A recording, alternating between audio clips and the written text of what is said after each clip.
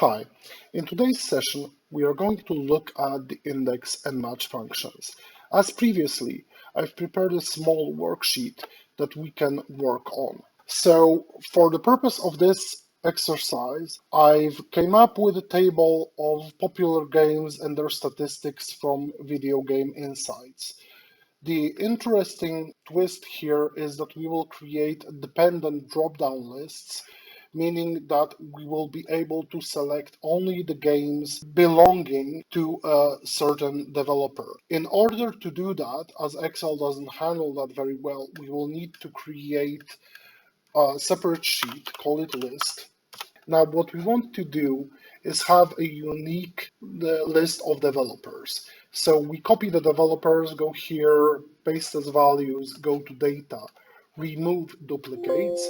Now we have a unique list of developers. Now what we want to do is utilize the filter function, which will allow us to return the game name. Of course, we can freeze those cells and filter on the developers where they are equal to our selection. Now, of course, we can freeze those cells here. The other thing we can do is utilize the unique function just to make sure our list is unique. And the third thing is we want to have those games in columns. So we will say to row to display them in one row. And if I do that, as you can see, the result is that I have the game split into separate columns. Now let me drag that. And as you can see, it works for each of the positions. So now let's set up data validation, so a selection list.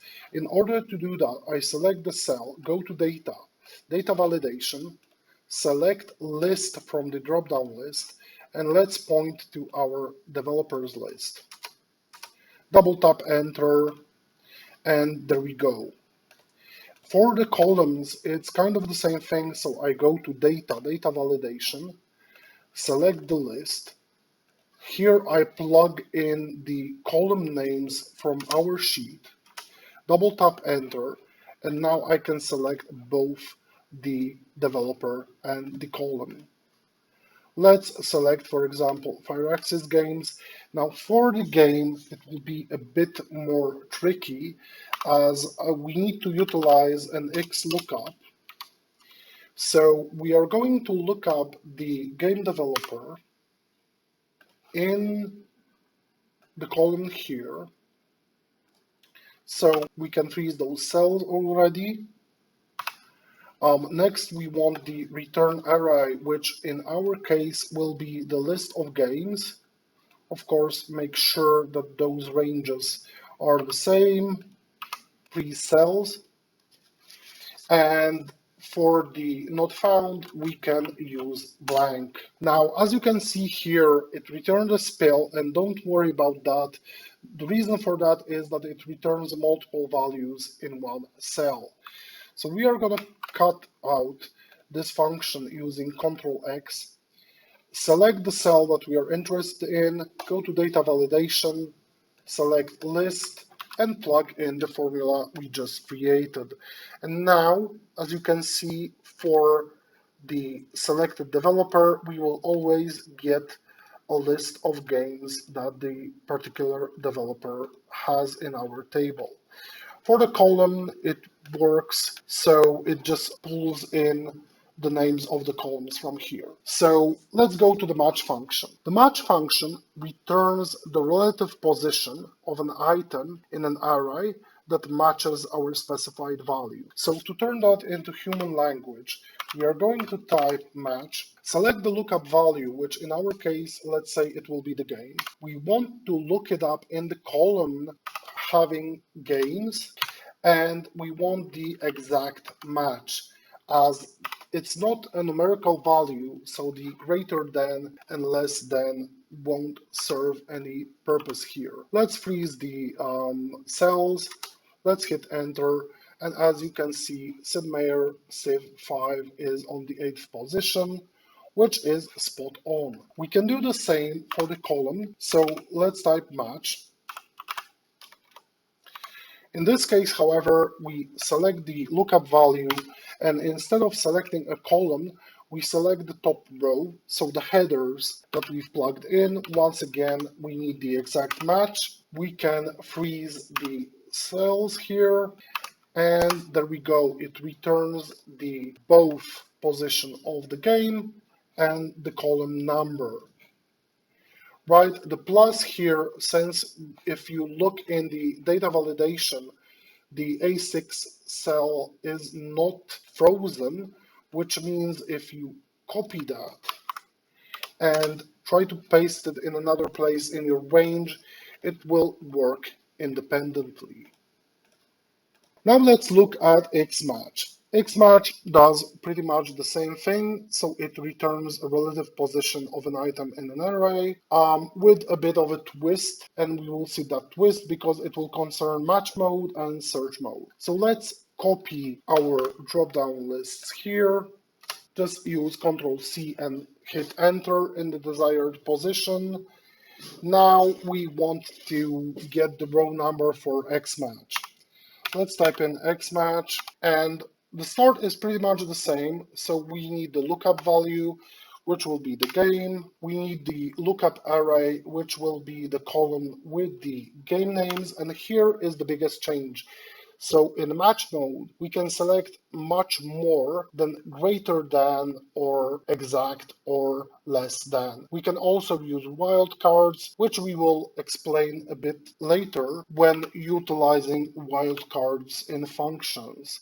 So for now, we will select here the exact match. The next change is the search mode. So we can search either binary or first to last and last to first. Let's focus on the first two positions. So first of all, I'm going to use first to last. And if I close that and do the same here for the columns, so I want the column name.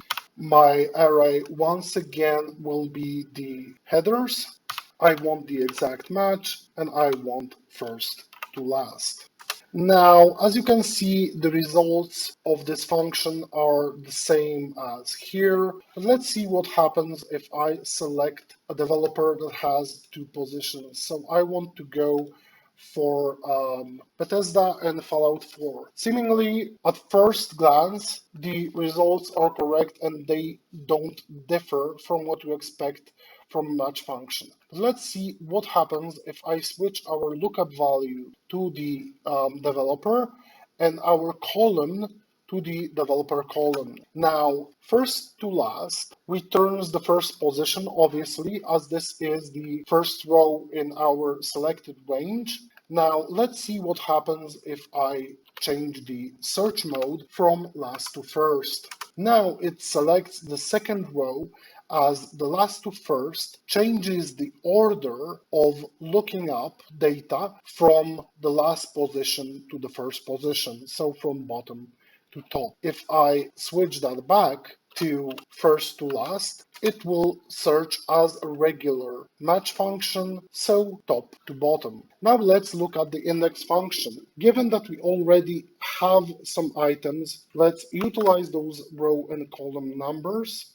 Here, let's just paste them. And what index function does, it returns the value at the cross of a specific row and column. So what the index function wants me to plug in first is the array or table, of course. So I'm going to do that, hitting F4 to freeze the cells. Now, the next thing it wants me to plug in is the row number, and the third thing is it wants the column number. Let's do that.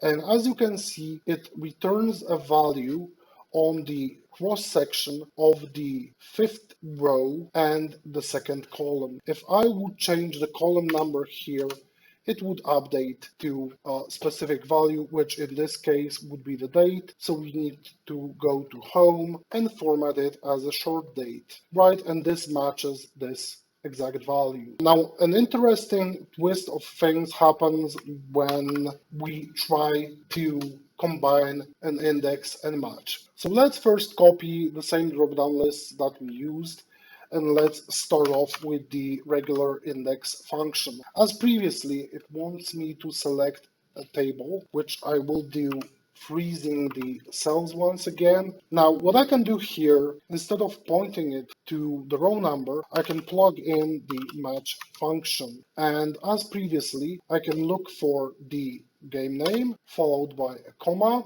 and then looked up in the game column. Of course, we want the exact match. And the same can go for columns. So we can plug in the match function for a specific column name in our column range. Once again, looking for the exact match. Now, the important thing here is if you would want to drag this function over, you would need to freeze the ranges just to make sure that they don't move with you dragging the formula. And let's just copy and paste here. Let's select Volve. Let's select now Counter-Strike, and let's, for example, select the gross revenue. As you can see, it returned the gross revenue based on the game name. Now, another way we can combine that is if we would be looking for multiple criteria, not necessarily containing a specific column indicator. So let's copy and paste our drop-down lists. Let's say, for example, here, like the header says, we want the release date, and we can reuse the function that we just wrote. So let's do that. Let's plug in the function, changing, of course, the variables. So now it is the release date. Right, let's make sure that those, yes, this is in the header, this is in the game column. And as you can see, it returns the release date for Valve Counter-Strike, so it's this position. The release date is spot on. Now let's change it to something else. Let's change it, for example, to Hello Games. Okay, and now let's pretend I don't know the game name, I only know the developer and the release date. One of the ways I can find it out is by utilizing index match with multiple criteria. So we are going to start with the standard index function. In this case, we want to point it to a specific column from which we want to return the values. Now here we want to use the match function, but a bit differently. So our lookup value will be 1. Now what we want to do is open parentheses and select the first column. So as we said, we were going to look at it by the developer and the release date. So first I want to select the developer column, make it equal to our developer, then close, multiply that by selection of release date equal to our release date. And of course, we want the exact match here also. And what you see is it returned the exact game name that we were looking for. Let's test it. Let's say that we want Firaxis Games and Civ 6, and it updates perfectly. Now, how this works is if you go to formulas, evaluate formula, you will see that the first thing the function does, it comes up with a list of developers and marks true only in the specific row that the developer name matches our variable. The same happens for the dates. So it produces a table of dates and marks it true only in the position where our date matches the dates here. In the next step, since we've multiplied those true and falses, and if you imagine true and falses as ones and zeros, it will return a 1 only in the row where both values are 1. And that's how the function comes up with the exact name and that's the reason that we are looking here for a 1. So hope that short intro helped you. See you in the next session and take care.